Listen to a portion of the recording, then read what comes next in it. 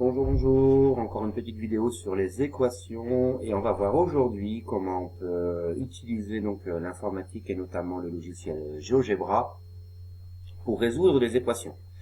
Donc GeoGebra ne nous donne pas tout le détail, il nous donne directement la réponse via une petite fonction qu'on appelle le calcul formel. Donc ici je vais bien travailler du calcul littéral avec des x, des y, des m. Donc, il faut ouvrir l'onglet Calcul formel, ici. Et tout simplement, je vais recopier mon équation.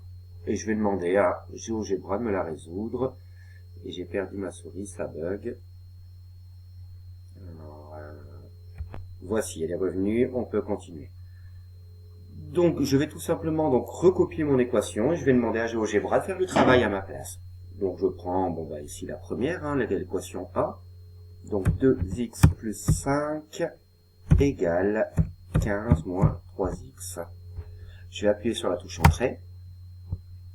Et donc là, ça rame un peu, ça va. Donc il me l'a réécrit. Il a compris ce que je lui ai dit, il me l'a réécrit correctement. À savoir, donc il n'y a pas de signe entre le 2 et le x, on est bien d'accord.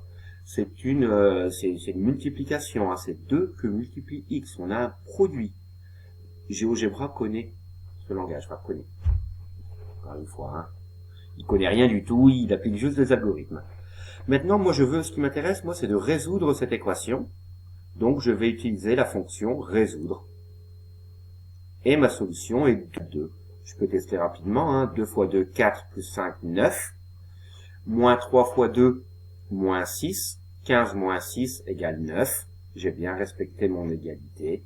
Le résultat de mon équation, c'est bel et bien x égale 2. Ça fonctionne également avec des m ou des y. Alors, rapidement, 7m plus 10 égale m moins 8. Et je vais demander à GeoGebra de me la résoudre.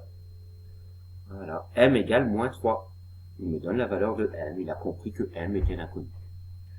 Maintenant, si je veux travailler une équation un peu plus compliquée, ça fonctionne également. Je vous montre ça de suite.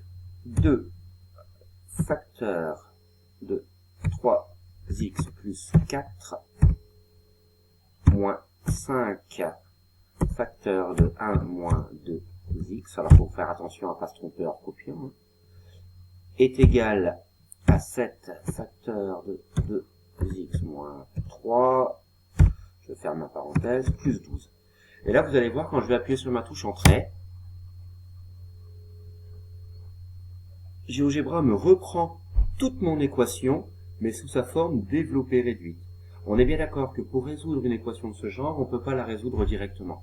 On est obligé de passer par toutes les étapes, on va prendre chacun des membres de l'égalité, et on va développer, réduire. GeoGebra l'a fait pour moi.